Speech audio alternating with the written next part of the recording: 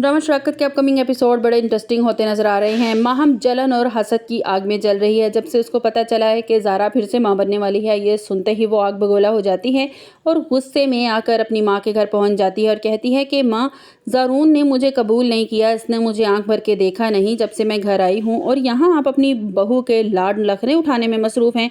रमीज़ और ज़ारा के सामने वो सारा सच उगल देती है, सारी प्लानिंग बता देती है कि जो उसकी माँ ने और माहम ने प्लानिंग की थी।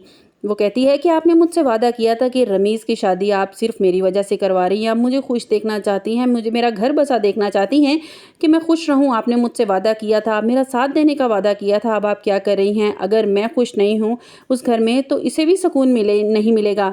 अब ज़ारा सुकून से नहीं आप रहने देंगी। आपकी बेटी इधर उधर रोती फिर रही है और आपने इसको महारानी बनाकर रखा हुआ है। ये बातें सुनकर ज़ारा और रमीज़ एक दूसरे की मुख तरफ देखने लगते हैं और मासूमा भी परेशान हो जाती है। माहम, ये तुम क्या बोल रही हो? तो रमीज़ बोल कर कहता है, अम्मी क्या ये सच बोल रही है?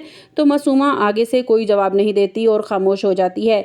दूसरी तरफ ज़ारून अपने किए पर बहुत शर्मिंदा है। वो किसी भी तरह शफक को घर वापस लाना चाहता है और माहम जब से ये महसूस कर रही है कि ज़ारून शफक और बच्चों के लिए कितना तड़प रहा है, उसके दिल में शफक के लिए कितनी मोहब्बत पैदा हो गई है शफक, तो वो बड़ी जलन महसूस करती है कि मैंने इतना सब कुछ किया, मैं सबकी नज़रों में बुरी भी बनी, मैंने इतना सब कुछ किया लेकिन मुझे फिर भी कोई फ़ायदा नहीं हुआ। शफक फिर से वो मुकाम हासिल कर लेगी, फिर से आके इस घर में महारानी बन जाएगी। अब तो वो 2 बेटों की माँ बन चुकी है, मुझे कौन पूछेगा।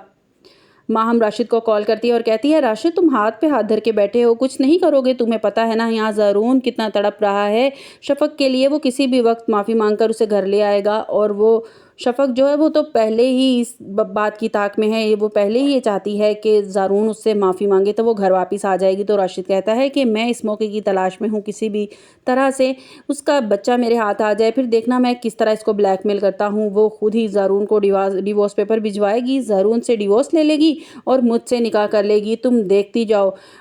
तो माहम कहती है, तुम इतनी देर से तुम्हारी कहानियां ही तो सुनती जा रही हो, तुम कुछ नहीं कर पा रहे। अब दिन रात इस बात की तहकीक में लगा ज़ारून इस दिन रात इस बात की तहकीक में लगा हुआ है कि वो लड़का रमीज़ कौन था जो शफक को कॉल करता था। अगर वो रमीज़ ज़ारून के हाथ लग गया ना तो हम दोनों भी पकड़े जाएंगे। तुम्हें रमीज़ को कुछ अरसे के लिए शहर से बाहर भेजना होगा जब तक ये मामला रफा दफा नहीं हो जाता।